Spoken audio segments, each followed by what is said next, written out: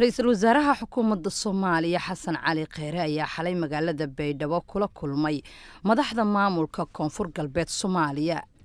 Axmed Cabdiqaadir Yarow Axmed Saadaq wariyahana inooga soo waramo gobolka Baay ayaa warkaan inoo soo diray Ra'iisul Wasaaraha Xukuumadda Federaalka Soomaaliya Xasan Cali Kheyre ayaa xalay kulamo gaar ah la qaatay mas'uuliyiinta maamulka Koonfur Galbeed Soomaaliya sida madaxweyne Cabdicasiis Xasan Maxamed Laftagareen iyo gudoomiyaha golaha wakiilada Koonfur Galbeed Cabdiqaadir Shariif Sheekuna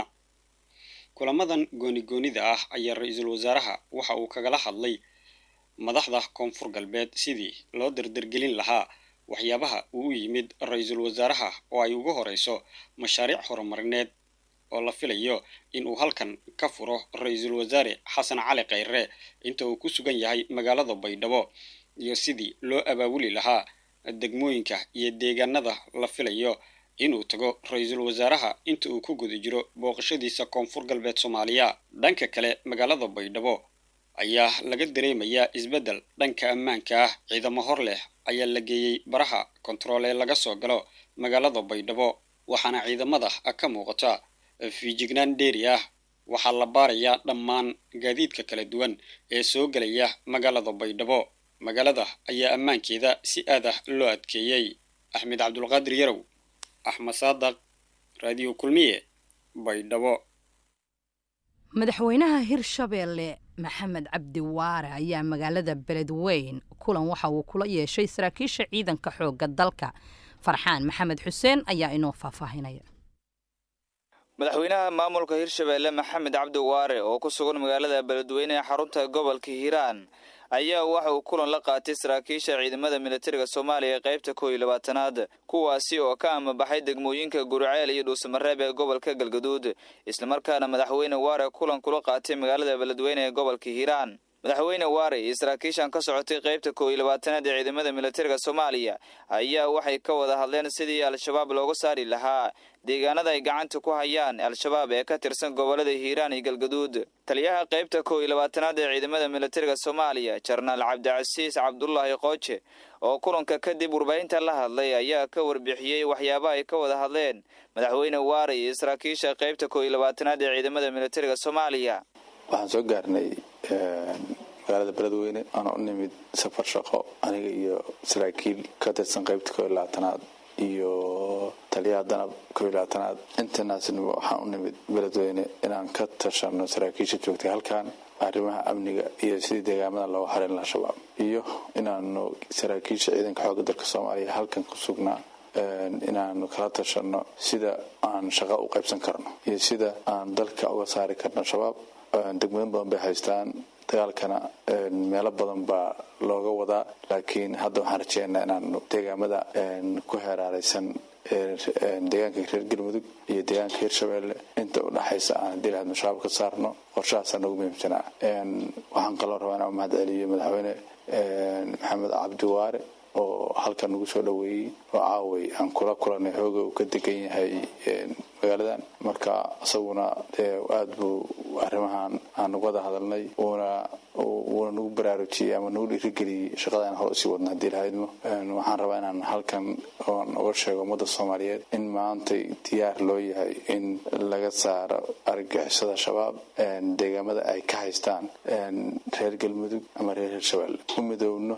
dagaalkaas kulankan ay wada qaateen madaxweyne Waare iyo saraakiisha ciidamada militariga Soomaaliya ayaa waxa uu imaanayaa xilli deegaanada ka tirsan gobolada Hiiraan iyo Galgaduud ay ku sugan yihiin dagaalamayaal ka tirsan al-shabaab isla markaana ay doonayaan ciidamada militariga Soomaaliya inay ka saaraan deegaanada ay gacanta ku hayaan al-shabaab ee ka tirsan gobolada Hiiraan iyo Galgaduud kuwaasi oo ay ku dhibaateeyeen dadka deegaanka sida ay sheegeen saraakiisha ciidamada militariga Soomaaliya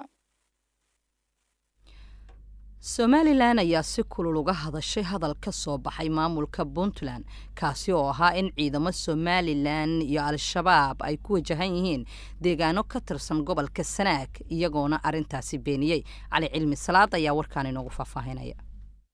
abaanduulaha ciidamada Somaliland Cabdirasaaq Siciid Bulaale oo warbaahinta kula hadlay magaalada Hargeysa ee Somaliland ayaa ka jawaabay hadal ka soo baxay maamulka Puntland. abaanduulaha ayaa beeniyay hadal ka soo baxay Puntland kaas oo ahaa in Somaliland iyo Al-Shabaab oo wada socda ay weerar ku yihiin deegaanada maamulka Puntland. waxa uuna sheegay in Al-Shabaab aysan Somaliland aysan ku lahayn wax fariisin ah. waxaanu se ka jawaabaynaa hadaladii deelqaafka ahaa ee runtii taliyaha ciidanka Puntland baran kaga hadlay oo ahaa inuu Somaliland ku tilmaamay Al-Shabaab iyo Somaliland inay walaalayihiin ama iskaashadaan. taa haddii aan ka jawaabo runtii caalamku wuu og yahay ummadda reer Somaliland ama dawladda reer Somaliland inay aanay Al-Shabaab iyo burcadbadeed midna aanay runtii saldhig ku lahayn, deegaanna ku lahayn, xidhiidhna aanay la lahayn, isku meelna uga soo jeedaan kana caagan yihiin. balse taliyaha waxaan odhan lahaa hoos u eg deegaankaaga halkay degan yihiin iyo intay kuu jiraan iyo inta goobooday ku leeyihiin halkaaad sheeganayso iyo halkaad leedahay ciidanka aad xukunto hoostooda intay u jiraan iyo halkay degan yihiin iyadoo caalamkooda og yahay bal hoos ha u eega deegaankiisa malaa ma ogey. runtii waxaan qodobka labaad kaga hadlayaa inuu baran ku sheegay caasimadda labaad ee Puntland. maanta ka hadli mayno Somaliland inay baran tahay iyo in kale, laakiin waxaan u sheegaynaa taliyaha runtii hadalka iska wada hadaaqa in Boosaaso xadku uu jiro 15 kilomitir, Qardhana uu jiro 7 kilomitir, Garowana uu jiro 5 kilomitir. runtii waxaan lahaa baro ogow xafid juqraafikali dalka leedahay ciidankiisa waan xukumaa xadkiisa baro. sidoo kale abaanduulaha ciidamada Somaliland Cabdirasaaq Siciid Bulaale ayaa Puntland uga digay inaysan horan colaad ka dhalata deegaanadaas. waa sida uu hadalka u dhigay. waxaanu leenahay waliba waxaanu uga digaynaa oo ka waaninayna runtii colaada iyo balaayada horinayo reer baraneedna waxaanu leenahay reer baraneed shacab iyo ciidanba waa ummad reer Somaliland meelaha kale oo taliyuhu lahaa afka ka lahaa deegaano u dhow baan marayaana runtii waxaan lahaa uu qoomamayn doonaa arrinta iyada uu qoomamayn doonaa uuna ogaan doonaa tallaabada laga qaado. runtii waxaan kaloo dib ugu noqonayaa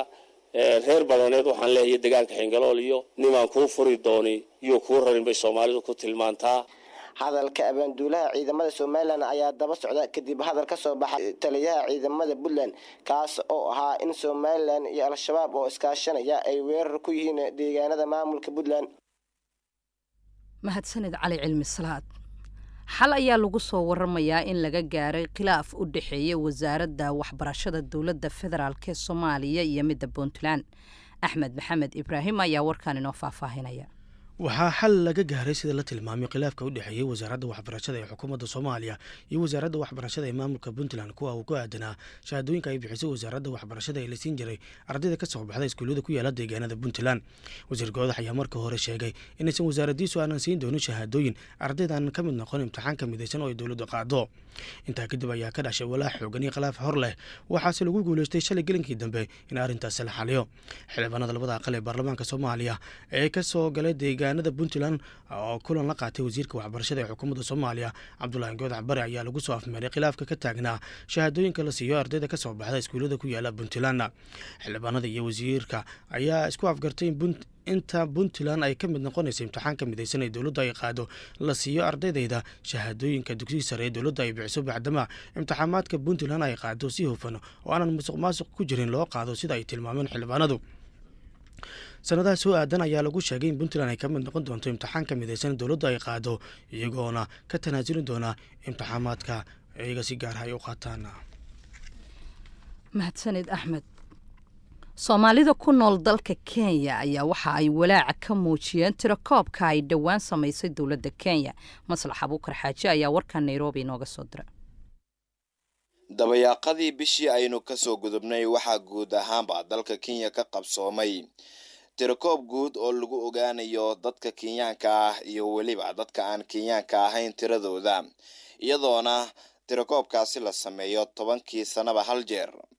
hase ahaatee Soomaalida ku nool waqooyi bari Kenya ayaa waxaa walaac xoogan ay ka muujinayaan sida laga yeeli doono tiradooda saxda ah iyadoo la xusuusto in tirakoobkii ugu dambeeyay ee dalka Kenya ka dhacay sanadkii 2009 in Soomaalida ay maxkamad geeyeen kiis ku aadan in tiradooda laga been sheegay.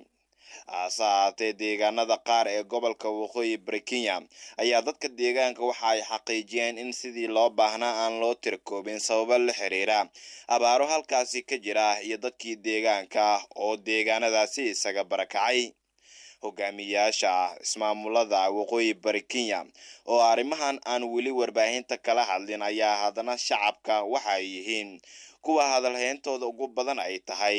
sida ay dowladda ugu dhawaaqi doonto natiijada kama dambaysta ah ee ku aadan gobolada guud ahaanba dalka iyo weliba sida qoomiyadaha tiradoodu ay u kala badan tahay. inkastoo sharciyada dhalashada Kenya ay wada haystaan haddana waxaa Soomaalida si gaar ah ay isha ugu hayaan waxa laga yeeli doono tiradooda waxaana ay sheegeen inay habboon tahay inta aan la soo saarin natiijada in mas'uuliyiinta ismaamulada ay si toos ah uga hadlaan ra'yigooda ku aadan sida ay wax u rabaan iyo in aan laga been sheegin tirada saxda ah ee Soomaalida ku nool guud ahaanba dalka Kenya. Maslax Abukar Xaaji, Radio Kulmiye, Nairobi.